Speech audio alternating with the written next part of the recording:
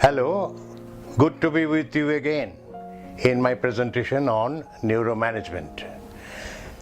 Now, mainstream economics, which is traditional, in short it is called ME, is based on the premise that man is a rational animal. But Neuro Management is throwing up a challenge. Man may not be not so rational as we have seen.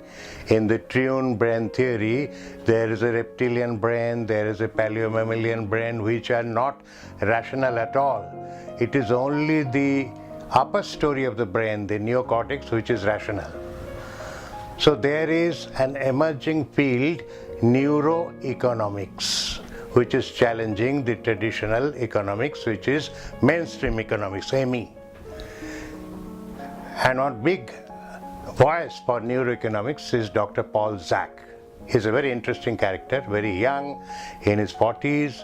Paul Zak had his PhD in economics already, traditional economics, but then he had many questions like this: why many decisions are not so rational? So he took another degree in neuroscience, and he was inspired by his wife, who is a clinician, who is a doctor and a biomedical scientist. So there's a big field emerging now, neuroeconomics. Now, how can you benefit from this?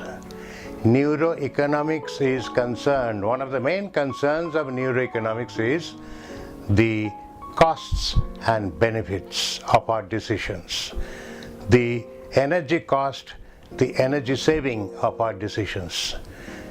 I have already told you in my earlier presentations that fast decisions are made by the reptilian brain and the paleo-mammalian brain. And the upper brain, which is the neocortex, the new addition to the brain, three-storied brain, is very costly because its decisions are slow. So what lessons can we take from this particular observation? We have to delegate all our routine tasks to the reptilian brain, a very important part of which is basal ganglia, BG in short, like taking exercises, like household work, like routine cooking, routine work. We should delegate, we should form a habit so that our neocortex is kept free and there's plenty of energy reserve for our rational decisions and creativity. Now, how can I apply it in practice? Let us take, you are in an organization and you have your juniors, you have your assistants.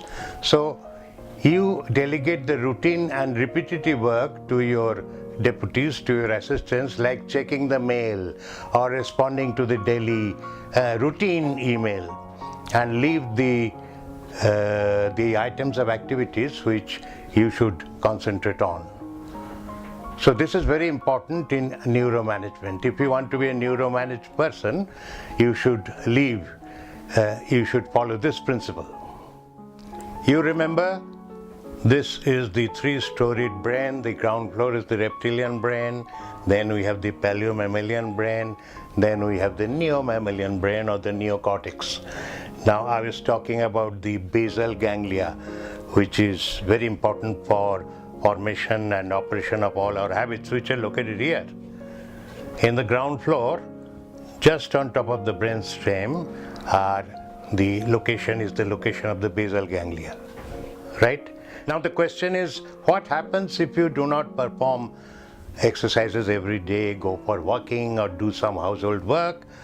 The portion of the brain which is meant for such routine repetitive activities will gradually shrink, because all our body and brain cells follow one biological law: use me or lose me. So this portion, because you will not use them, it will shrink. And it may lead to some neurological disorders.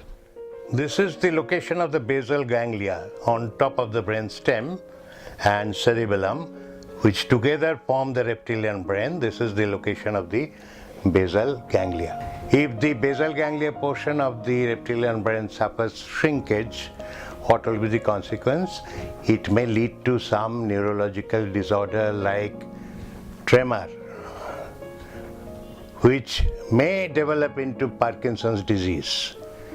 Not only just tremor like this, if you want to hold something, then you will not be able to keep it steady in your hands.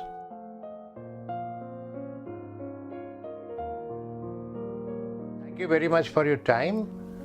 We'll be together very soon.